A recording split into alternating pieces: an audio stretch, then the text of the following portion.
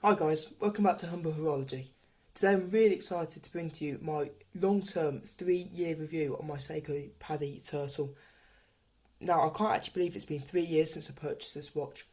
This watch sort of signified me really getting into the world of horology, and this was the first watch that I bought with my money that I was really excited to receive. Now I bought this in February of 2017, so it is just over 3 years of ownership with this piece. Outside of a couple of pieces that I've had as gifts, it is my longest sort of serving piece, and it's something that I'm definitely not going to sell. So I just thought I'd bring you my thoughts and opinions on it after 3 years of wear, the good, the not so good, and my overall feelings of the watch. Now, if you've seen my bracelet review, straight away you'll know that this isn't the stock bracelets. And this is probably one of my favourite things about the Padi Turtle is the versatility. So the straps that I have out here are just some of the ones that I use the most regularly. So obviously this is the stock bracelet, which as you can see from the wear, I would say I probably wore at least 2 years with this bracelet. So it's in a pretty worn state, but it's still a fantastic bracelet. Solid end links, pin and collar link system, which I won't get into because it's the bane of my life. Pressed clasp, which pressed, but definitely not the worst. And to be honest, I think you could wear this on just this bracelet alone. It's not the best quality, but I think for the price, it's a very solid bracelet. I've also got this strap from Zulu Diver. It's this sort of paratrooper elastic strap, very comfortable. I really like this one. And then I've also got this really nice dark brown leather strap from Gekhosa. It's a nice German made strap, that very nice. Gives it a bit more of a sort of tooly look in terms of wearing it day to day, more of a vintage look to play off the design as well. Now I'm just going to go briefly over the specs. I won't spend too long on this because I'm sure most of you probably are aware of the specs by now. Do apologise, that's in the wrong place. But essentially you've got hard ice crystal on the front, so Seiko's proprietary crystal. You've got 200 metre water resistant, and it is ISO certified, so it is a true diver, which is always good. 316L stainless steel, very standard. In terms of the movement, you've got a 4R36 movement, which is the same as the H35. However, obviously because Seiko are using it in their own watch, they use the in-house name, and some of the markings on the movement are different. But in essence, it is the same movement in terms of performance and the jewel count. Very reliable for me, plus 4 seconds a day, roughly, which is absolutely fantastic. As you can see, it's got a day and date window. Something very useful about Seiko's, and something that I found very useful about this watch, is that it's a fantastic everyday piece because of the fact you've got that day date. I'll pretty much always remember the day, but the dates will quite often slip my mind, so it's always useful to have that as well. Some of the other specs, you've got a unsigned screw down crown, which threads very nicely, never really had any issues with that through 3 years of ownership. And you've also got a screw down case back, helping with that 200 metre of water resistance. If I just pop this, you can see the Great Wave on the back, which you get on most Seikos, which is very nicely done. And then you've just got a bit of a spec sheet on the back. Now in terms of the bezel, it's an aluminium insert, and it is 120 click. And as you can see, after 3 years of ownership, got a couple of little dings, but nothing too crazy at all. And as you can hear, quite a tinny noise. However, you do get a bit of feedback, which is nice. And there we go. As you can see, it's not perfectly aligned. Get that to focus. There you go. So it's not perfectly aligned. However, yeah, it's something that I've very much come to live with, and with a bit of movement, you can get that just right, because there is a little bit of play in the bezel. Nothing crazy though. In terms of the actual sort of dimensions, you've got a 45mm watch, which is quite deceiving because it wears a lot smaller. So if you have smaller wrists like myself, you can still very much wear a turtle, and I'll pop it on for a wrist shot in a little bit just to show you what that looks like. So it's 13.3mm thick, and then it's 22mm lug to lug, so obviously very popular size for a diver. So most of your straps will work across your different divers, and you've also got a 47.5mm lug to lug, which, considering you've got a 45mm case with this beautiful cushion case, that is a very compact lug to lug, which is why it wears so well. Now, in terms of the polishing, you can see that we have a brushed finish on top next to this high polish bezel, and then the sides are this really high polish. Very nicely done. And I wouldn't go as far to describe this as a chamfered edge. However, there is a very nice bit of contrast between the brushed sort of tool-tastic look and then the quite elegant, gives it quite a vintage vibe of the high polish. Very nice. Also got drilled lugs, fantastic for changing straps on the fly, makes it a lot easier, and that is always really helpful. So a bit more about this watch and my relationship with it. So obviously I've mentioned that I've had this for 3 years now. This was purchased as I was just getting into watches.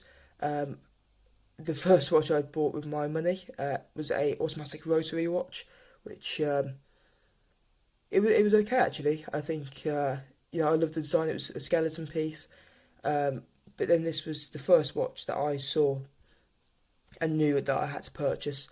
So my inspiration actually came from watching The Urban Gentry, and his love of the Seiko SKX really inspired me, and I went looking to buy one of those. However, as soon as I saw the Turtle, I knew that this was going to be my companion in the same way the SKX is for so many other people.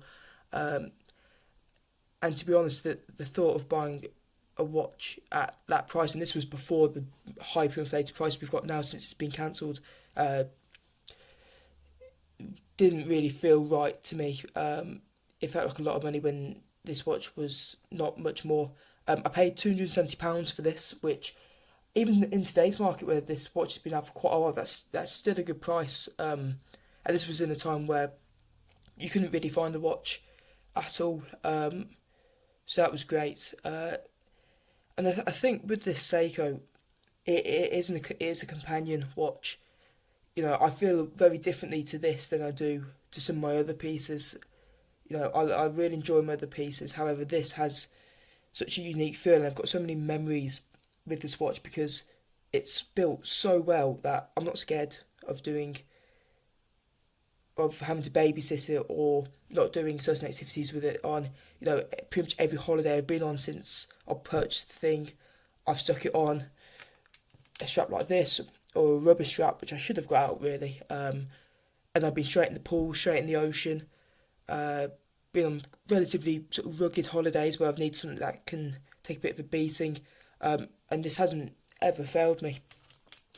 And that's why I would describe this watch as a companion, because whatever you throw at it, it is just a fantastic piece.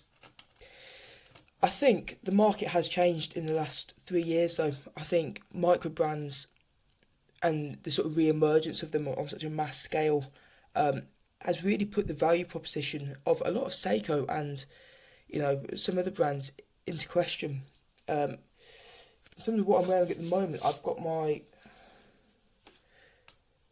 Phoebus Wavemaster on, obviously not on the original strap. And I think what's interesting about this is you've got two watches who sit very much at the sort of opposite ends. You've got the Phoebus, which, with all due respect to Phoebus, I love this watch, and I'll definitely be looking out for their releases going forwards. They're brand without any heritage, no romance behind the brand. They haven't got this great history, this illustrious history of innovation, but for a value-driven proposition, absolutely fantastic. The Seiko, I would say when I bought that 3 years ago, it was a fantastic proposition for this price, and I still think it is.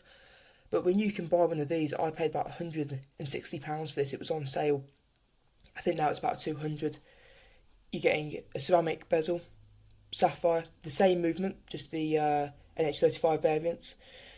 and you're also getting a nicer bezel as well, and arguably a better stop bracelet. But then the Seiko has everything that the Phoebus doesn't have, like I just mentioned. It's got that name, the illustrious history. When I wear this Seiko diver, I know it's from a heritage of divers that have served divers, film stars. I know that there's a lot of romance behind this watch, and that's when you buy a Seiko, you have that illustrious history, and that is something that is really quite incredible, if you ask me. And with all due respect, again, to Phoebus, I've only owned this piece for a couple of years, and it hasn't been worn nearly as much as this, and I don't know if this can take the same beating at this current point in time. Again, it very, very well could, but yeah, this has proven itself to me time after time after time, and it shows absolutely no signs of slowing down at all. So as I mentioned, I'll pop it on wrist just to show you guys what that looks like.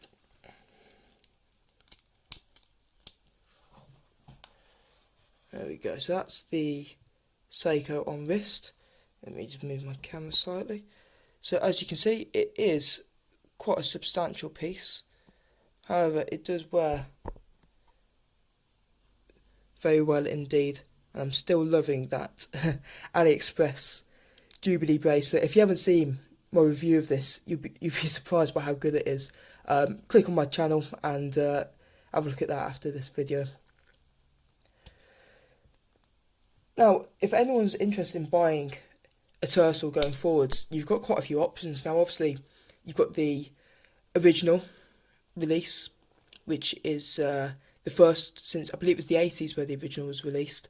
So you've got the Padi variant, you've got the sort of gilt variant, you've got several. Then the Mini Turtle was released, which was interesting. It was slightly more compact. It had a Cyclops and a few different dial markers and variants. And then you've also had the King Turtle released within the last couple of months, which is a very interesting piece. To my understanding, apologies if this is slightly incorrect, I haven't actually been able to see one in the flesh myself. It's the same dimensions as this main Turtle.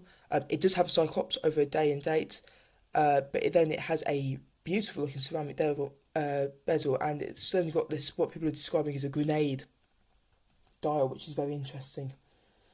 So you've got more options than you did when I purchased this watch. However, I just don't think any of them still replicate the beautiful sunburst dial that you get on this watch, and the fact that you get a Pepsi bezel in a market where most Pepsi bezels are either on a high mileage watch, which is absolutely fine but hasn't got its unique personality like this does, or it's on a mid to luxury piece, which obviously just isn't affordable for the average person. And even if you can afford it, it's a lot of money to spend on something that's on your wrist, and you may feel uncomfortable wearing it. So I still think, even in 2020, this offers an unbelievably unique position on the market for your money. I think if you're looking around this price point, obviously you've got things like the Orient Kamasu, which in terms of specs beat it. And it's a beautiful watch, but I wouldn't say it's got the personality and heritage of this watch.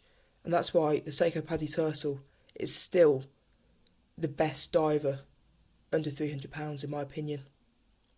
Thank you for tuning in, guys. Any questions, please leave them below. Please like and subscribe, and I'll see you next time.